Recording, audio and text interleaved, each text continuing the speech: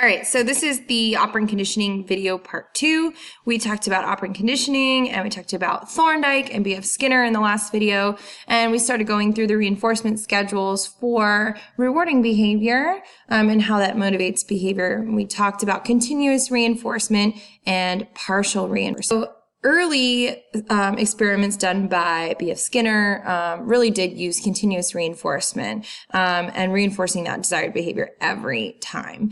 Like I said, that's fast for acquisition, but that's kind of more prone to extinction. So using partial reinforcement and only giving partial reinforcement, some of the time or intermittently, it really does help for more resistance to extinction. So, it's very rare that continuous reinforcement would happen in the real world. We really do see more partial reinforcement, and that's better for learning in the long term. Looking at these, we should understand the 4 different types of these partial reinforcement schedules. So the first one is fixed ratio. Okay, so when we see fixed, we know that we're going to know exactly when it's happening. Okay, it's fixed. It's on a schedule. It's specified, and we know exactly when it's going to happen.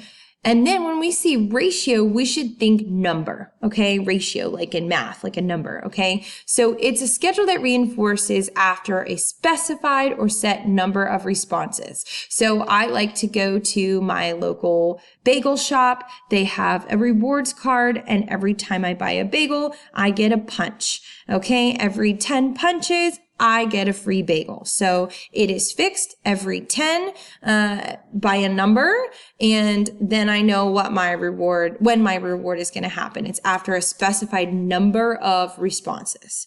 Okay, if you sell 40 boxes of cookies, you win a free camping trip. Okay, so 40 boxes equals a camping trip. It's specified. It's known.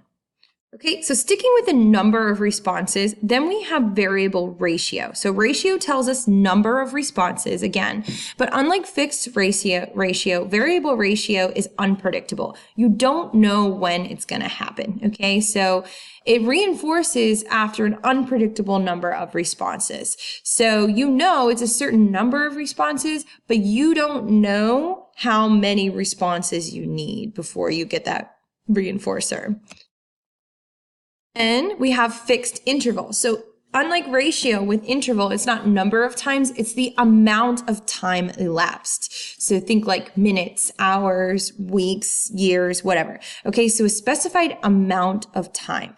Fixed tells us we know exactly when it's going to happen. Okay, so I know if I do good things, at school, every 2 weeks, my parents are going to give me an allowance because of my good grades. Okay, so it's not the number of things, it's the amount of time. So every 2 weeks, and I know it's coming every 2 weeks. Okay, if I go to work, I know that every 2 weeks, I wish, or monthly in my case, that I will get a paycheck. Okay, so it's the amount of time elapsed.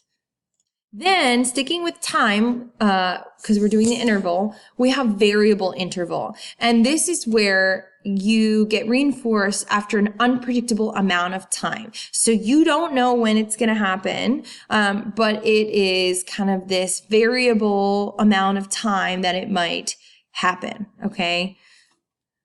So for example, you may know that your teacher gives pop quizzes, but you might not know when they're going to happen. Okay. So it could happen at first every week, and then they may switch to every day or every month, and you just don't know. And that's kind of the definition of a pop quiz.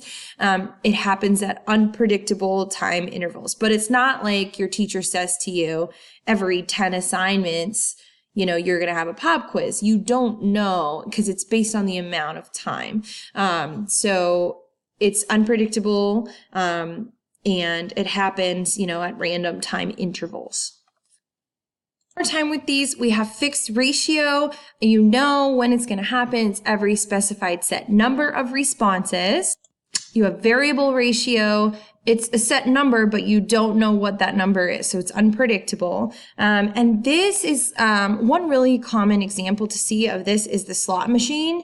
Okay, because we know that it's based on like the number of pulls on the slot machine where it pays out its coins, but we don't know how many pulls it is. It's unpredictable to us.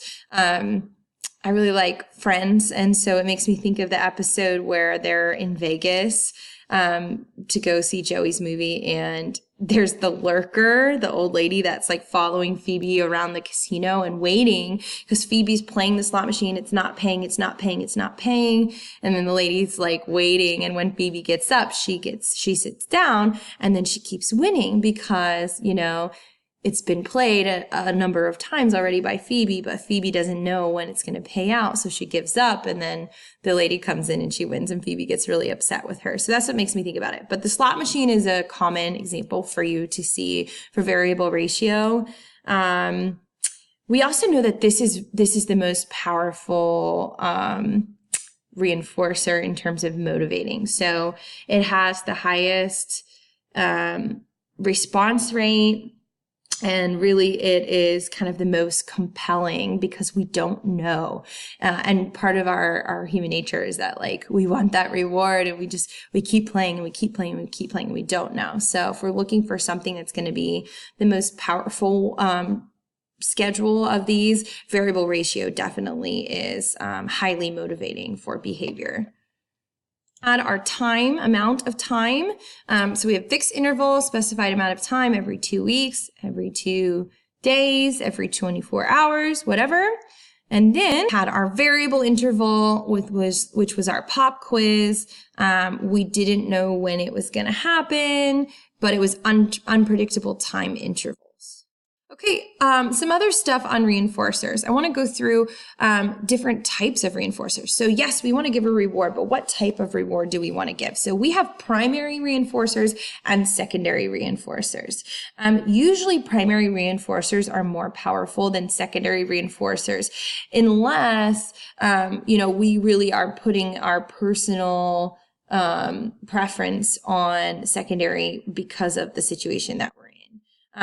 But when it comes down to it, at the end of the day, if you're starving, you haven't had food in 2 weeks, and someone's like, oh, but I'll give you, the potential to go to college. If you're going to die, you're going to take the food, right?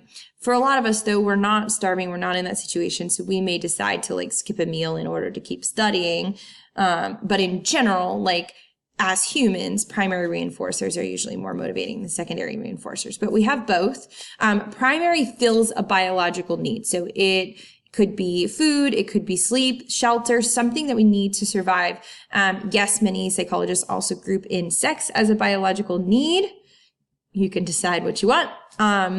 But it is really something that is a biological, physiological necessity, okay? Secondary reinforcers are conditioned reinforcers, meaning they originally didn't have a lot of value, but we learned that they have value because of the associations that we make with them. For example, if I put an A on a piece of paper and you didn't know what that meant, it would mean nothing to you. But if I told you like that good grade means that you can get into a good college, and good college means that you can get a good job and have a better life, all of a sudden, because of these associations, you've put an extreme amount of value into that good grade. So you've learned through conditioning, through making those associations, that is an important thing. You don't need an A on a piece of paper to survive, right? But it is something that is going to still be motivating to people who want those things in their future.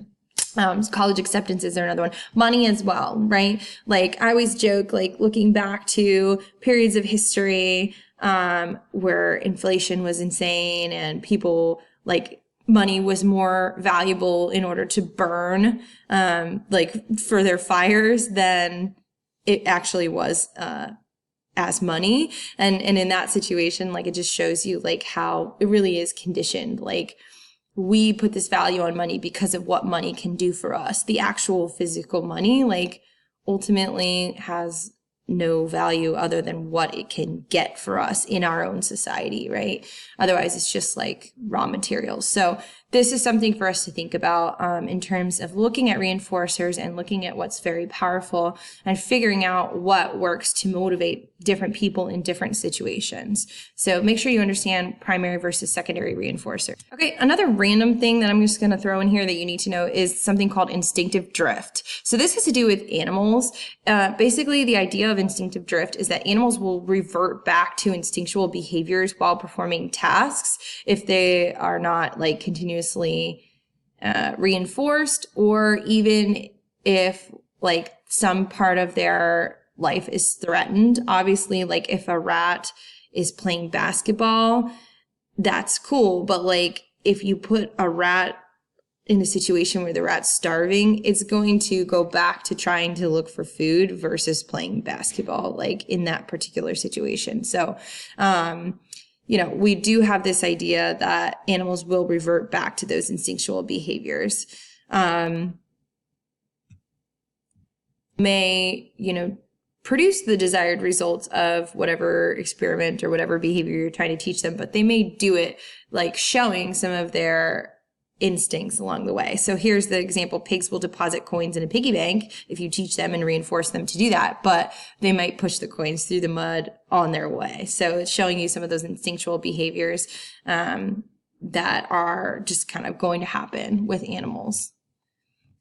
So make sure that you really are good on those different theories of operant conditioning, knowing, you know, what is operant conditioning, knowing reinforcers versus punishers when you use them. And remember, only reinforcers can motivate behavior. Punishment cannot start a behavior, okay, according to this this theory of psychology. So punishment stops behavior, stops aversive behavior, and reinforcement motivates behavior. Just a couple of other things too that I'll just throw in here. One criticism of behaviorism in general, but of B.F. Skinner and operant conditioning is that he really didn't acknowledge free will or like other cognitive influences. He thought that he could condition people to do whatever he wanted to do.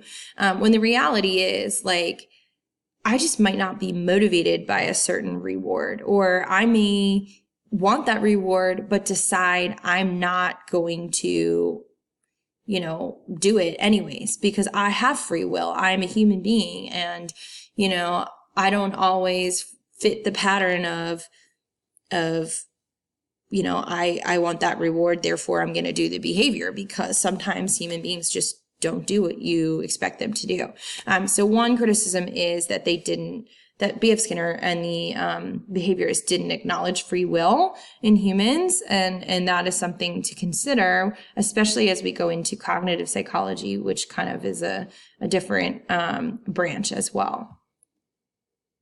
Well, hopefully you are good on operant conditioning. We've done classical conditioning, operant conditioning, and then our last piece for our learning unit is looking at observational learning and the social learning theory and how we learn things by watching others. So we'll be getting to that next time. So, all right, see you later.